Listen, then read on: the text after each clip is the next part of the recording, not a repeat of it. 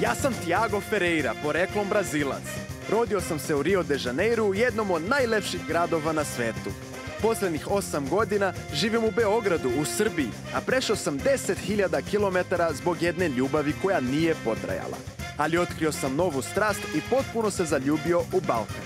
Od ljubavi se ne živi, ali od turizma da, a kad posao postane strast, onda je sve moguće. Sve čari Balkana ne mogu vam opisati rečima, ali mogu da vam pokažem.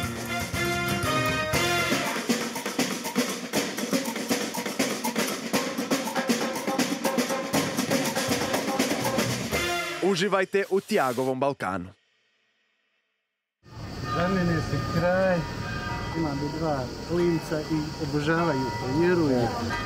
Stvarno, fantazija. Mogu ja jedan fotografiju? Možete li momci da me slikate?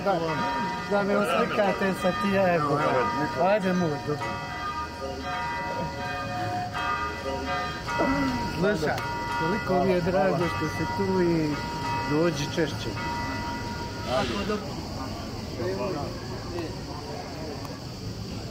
Tek smo počeli snimanje, u stvari nismo ni počeli i već se susrećujemo sa ljudima koji nas oduševljeni dočekuju.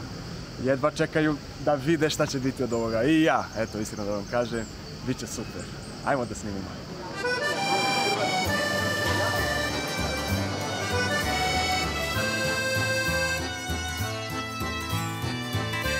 Na reci Trebišnici, ispod planine Leotar, na tromeđi Bosne i Hercegovine, Crne Gore i Hrvatske, tu gde je Jadransko more odmah iza ćoška, nalazi se jedan od najdražih gradova na Balkanu, koji je osvojio najlepše mesto u srcu svakoga koji je ikada u njemu boravio. Danas smo stigli u Trebinje, biser Hercegovine. Zbog velikog broja sunčanih dana, grad je poznat kao grad sunca, ali ovo je i grad bogatog kulturnog nasleđa u kojem se ispod platana uživa u vrhunskom vinu i hrani u društvu ljudi velikog srca. Kao što je jednom napisao čuveni pesnik rodom iz Trebinja Jovan Dučić, taj koji misli da je srećan, on je stvarno srećan. Pa tako sam i ja presrećan što ću zajedno sa vama istražiti Trebinje i okolinu i vidjeti šta sve ovaj grad nudi svojim gostima.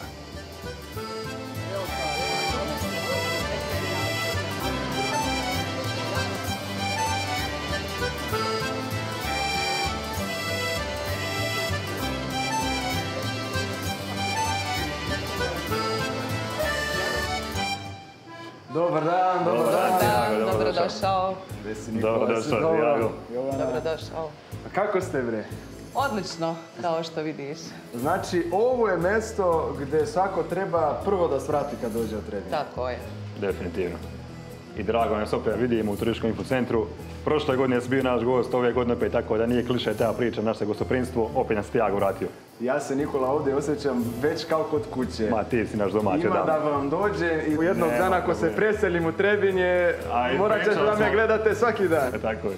Jovana, reci mi, znači, gdje bi trebao posjetilac prvo da ode kad dođe u Trebinje? Prvo, naravno, stari grad, uži centar grada, naš prelijepi park Jovana Dučića, obližnje manastire i crkve. Ukratko, za onaj prvi utisak. Ima šta da se vidi. Imat ćeš vremena sve da vidiš, nadam se da ćeš uživati. Jedva čekam. Apsolutno, apsolutno.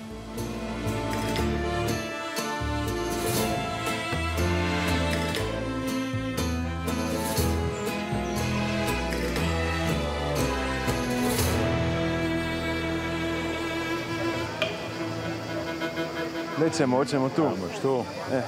Čekaj.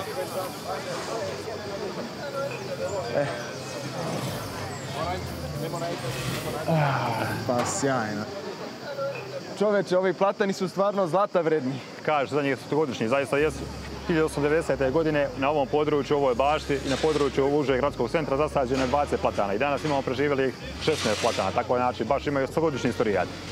Ovo je stvarno jedinstven grad u kom se osjeća taj duh i tradicije Hercegovine, i naroda iz ovog kraja, ali opet to se miksuje sa mirisom mora, sa primorjem i to je stvarno jedinstven spoj. To se zaista odlično primijetio iz razloga što evo ako pogledamo, ne znam, u presjeku od 50 do 100 metara imamo primjer Austro-Ugarske iz kraja 19. početka 20. vijeka, imamo stari grad iz otomanskog perioda, imamo naravno ostatke srednjovjekovne pravoslavne srpske arhitekture i stila gradnje, tako da na jednom malom uskom prostoru imamo miks raznih kultura i što samo govori o simbiozi svih naroda koji su prolazili kroz ovo područje, a svima im je nešto bilo zajedničko, su voljeli ovaj grad. To je to bogatstvo, to kulturno bogatstvo koji se vidi, koji se osjeća ovdje. Da. To je ta neka različitost kojom udiše cijeli grad. Odakle dolaze turisti u Trebinje i zašto dolaze? Pa prvenstveno dolaze zbog naše bogate turističke ponude, a ono što bih ja rekao, što je ID, da kažem, neki Trebinje, to je naše gostoprimstvo. I zanimljivo je ko dođe, apsolutno se vrati. Turisti nam dolaze preko 97 svjetskih zemalja. Ali nama, da kažem, ovako najdraži turisti su naravno turisti iz regiona i apsolutno turisti iz Srbije. Zato što su to ljudi koji osjećaju Trebinje kao svoj grad. I ta njihova energija, te njihova oduševljenosti se isijava na sve nas i jednostavno mi jedva čekamo da ih vidimo svake godine u našem gradu. Ja ne znam kako da ti objasnim, ali od kad sam došao u Srbiju prvi put, od kad sam čuo za Trebinje, svaki put je to bilo u nekom najlepšim mogućem kontekstu. I kad sam došao, stvarno sam se uverio, ali ajde da čujemo od tebe, zašto misliš da je Trebinje toliko drag grad? Pa Trebinje je drag grad, po mom mišljenju, prvenstveno radi njegovih žitelja, koji su, da kažem, jedni dobri i vrijedni ljudi, koji su uvijek nasmijani, uvijek spremni da pruže informaciju bilo kome zatrebao i sve je podređeno onome da ti kao gosti, svi naši turisti imaju jedan lijep ambijent kada dođu ovdje. Čoveče, ja sam sve bliže toga da se odlučim konačno se preselimo. Bilo bi nam baš drago. Pa ko zna? Mi iz turističke organizacije smo sad pomognemo, jer mi volimo za sebe kaže da smo turistička hitna pomoć koja je usluž uvijek turistima sve ono što treba, tako da stanove. Budi slobodan ovaj dan se obratiš, što se mene tiče na dnevnom nivou.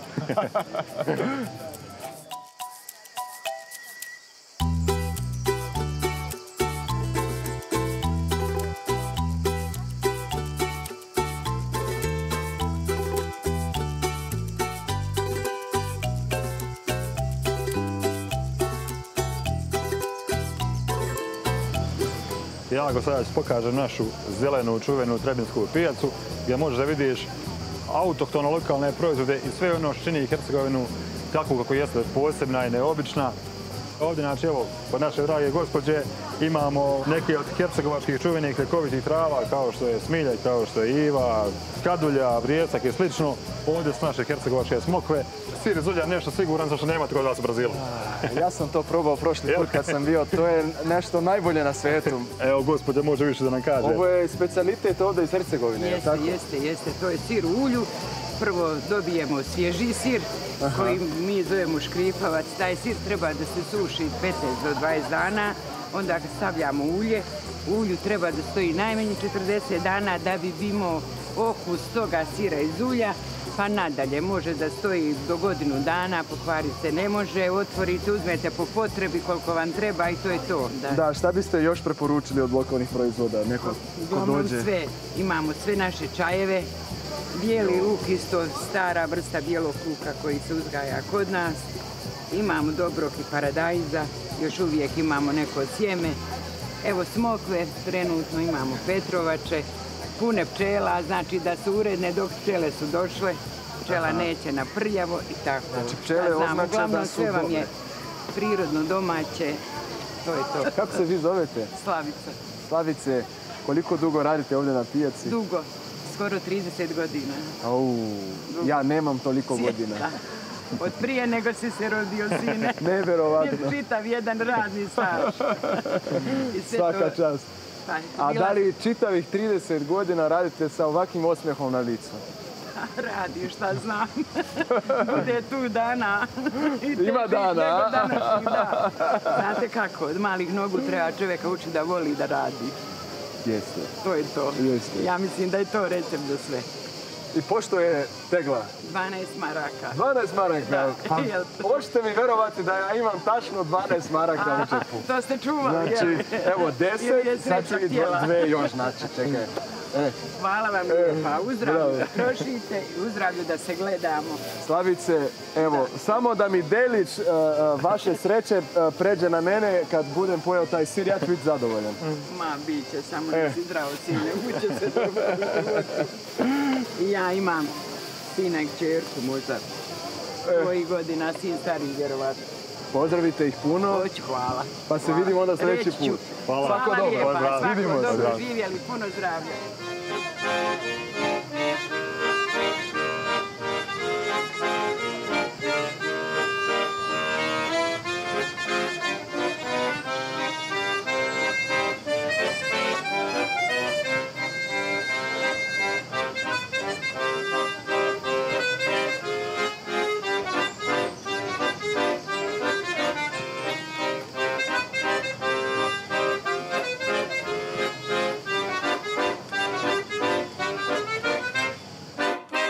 Izvolite, Jago. Hvala, Nikola.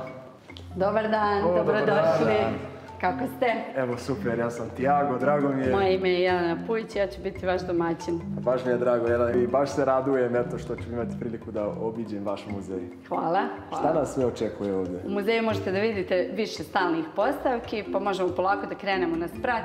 Može. Nikola, ti me ovdje ostavljaš u dobrim rukama, jel da? Ostavljam da sigurnim rukama i apsolutno sam siguran da ćeš uživati u muzeju. Dobro, vrati, ajde, onda pa se vidimo. Jelena, Hvala idemo Nikola, gore. pozdrav. Uživajte, pozdrav.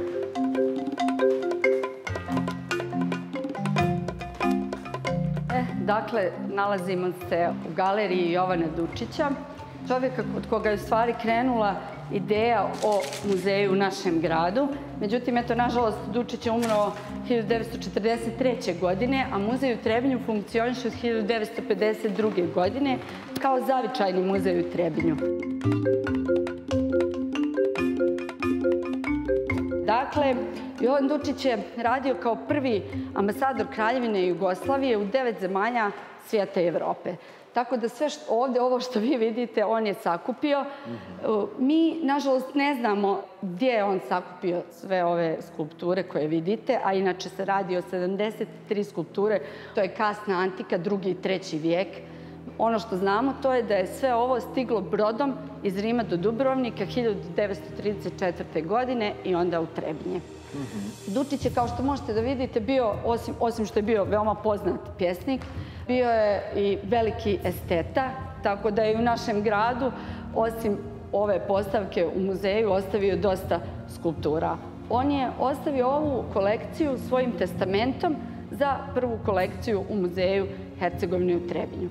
U drugoj prostoriji nalazi se najvjerniji Dučićev portret koji je radio jedan grčki umjetnik Kosta Pitides i urađen je 1917. godine. Kažu da je Dučić zaista ovako izgledao. Ja stvarno nisam očekivao toliko šaroliku zbirku ovdje u muzeju Hercegovine. Nisam imao pojma da imate tako bogatu izložbu. Možete, evo, da zamislite da mnogo veći i važniji muzeji od našeg nemaju sarkofag poput ovoga. To jeste rimska kopija sa kraja 2. početka 3. vijeka, ali možete da vidite da se radi o izuzetnoj umjetnosti, u izuzetnom radu. Dakle, u pitanju je amazonomahija, odnosno prikaz borbe između Grka i Amazonki. A imate još mnogo drugih galerija ovdje u muzeju, Jeste, imamo još mnogo stalnih postavki.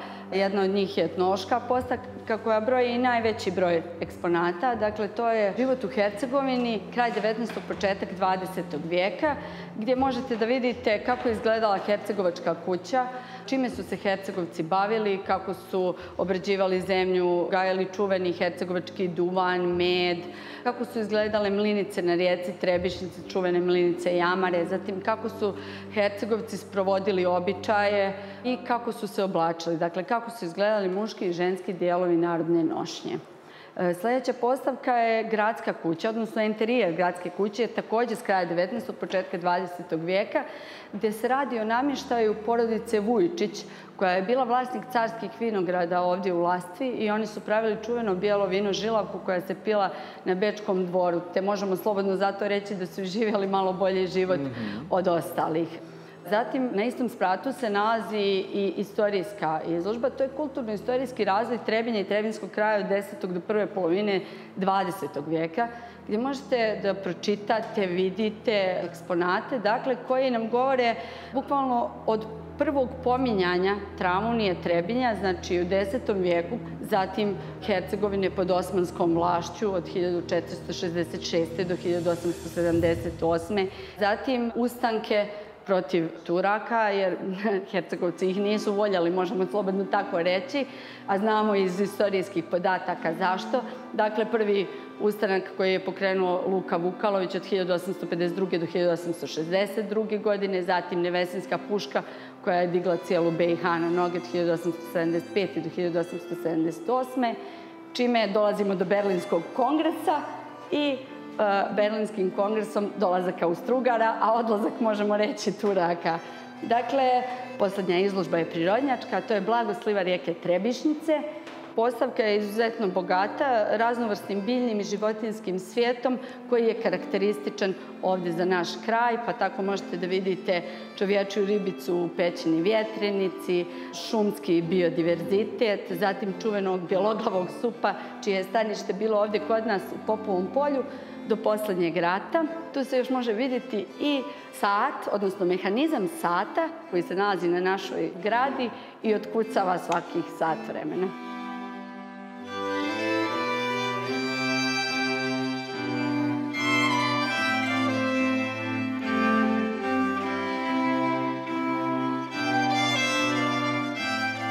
Rekla bi sigurno da je Muzej Hercegovine nezaobilazna atrakcija svakom gostu koji dođe u Trebinje, je li tako? Pa ja mislim da onaj ko je, ajde da kažemo, ozbiljan turista u našem gradu i ko zaista želi da nauči nešto više o Trebinju, o istoriji Trebinja, o uopšte životu u Hercegovini, mislim da je Muzej Hercegovine u Trebinju nezaobilazna destinacija. Jelena, hvala puno na ovako iscrpnom i divnom razgovoru. Nema na čemu, bilo mi je zadovoljstvo. Eto, nadam se da ćeš uživati u Trebinju do kraja svoje posjete. Hoću sigurno, pa se vidimo sljedeći put. Svako dobro.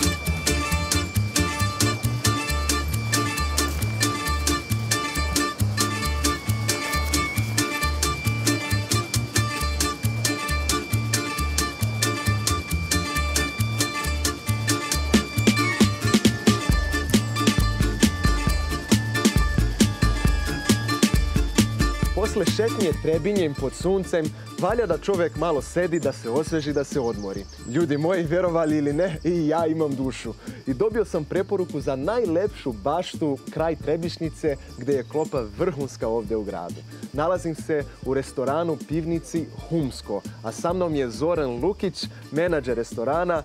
Dobar dan, poštovanje, dobro nam došli. Bolje te našao. Zorane, kakvi su ovo specijaliteti? Prelepo je sve. Hvala najljepše. Ajde da krenemo jedno po jedno da probate. Može. Ja bih ovako. Prvo, humska šnicla. Izvolite, probajte. Znači, humska šnicla. Jeste. Druga stvar, rolovana piletna u pesto sosu. Nešto što ja mislim da u Trebinju nigdje nema.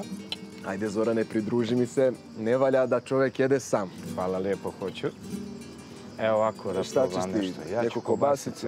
Da. Kad vi završite to, probajte kobasice. Domaće kobasice. A volio bih da probate kobasicu sa sirom. Ona je punjena sa sirom, jel? Punjena sa sirom, da. Čoveče. Ovo je sve domaće, znači vi pravite apsolutno sve u kući ovdje. Ali sam zaboravio da vam kažem da uzmete priganice ili uštipak. Kako vi zovete? Priganice. Priganice. Tako je. E sad, tanjer je pun, ali nema veze. Da probate naša krilca. Svi čili sos je preko. Po tome smo izuzetno poznati. Po krilicama, jel? Jeste. To ide najbolje uz pivo, kontam. Tako je. Jer vi ovdje pravite i domaće pivo. Upravo tako. Imamo naše humsko pivo. Ta priča je krenula negdje 2016. godine.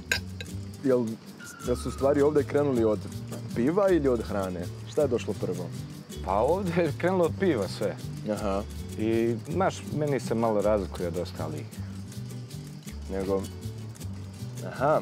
Evo, moj kolega nosi pivo da probate. Aha. Živjeli. Zdravlje.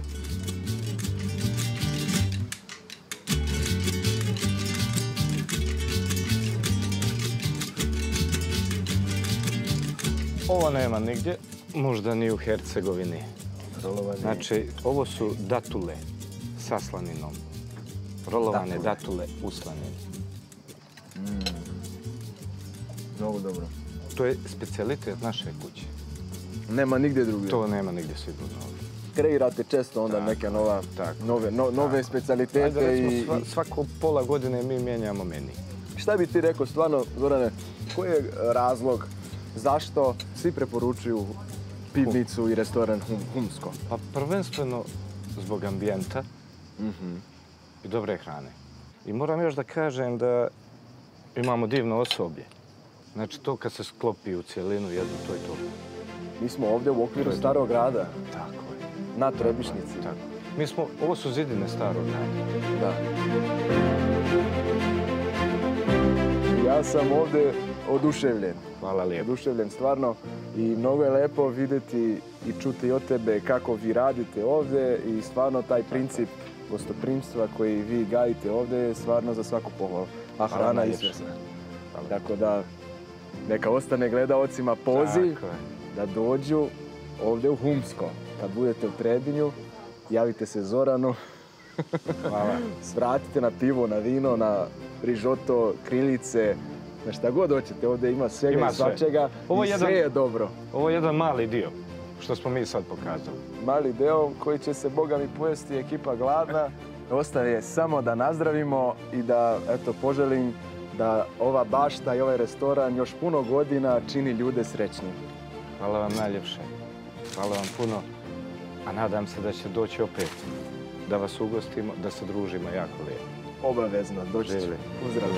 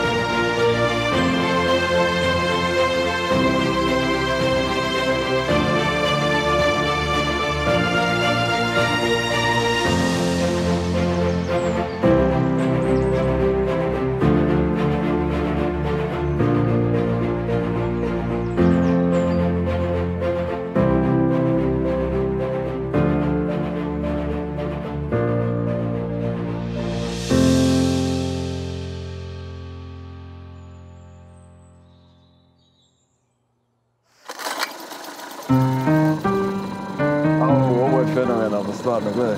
Lepota sa svih strana i to u sred grada Trebinja. 3 dimenzije su, ja kažem da vidite dan, zalazak sunca i noć.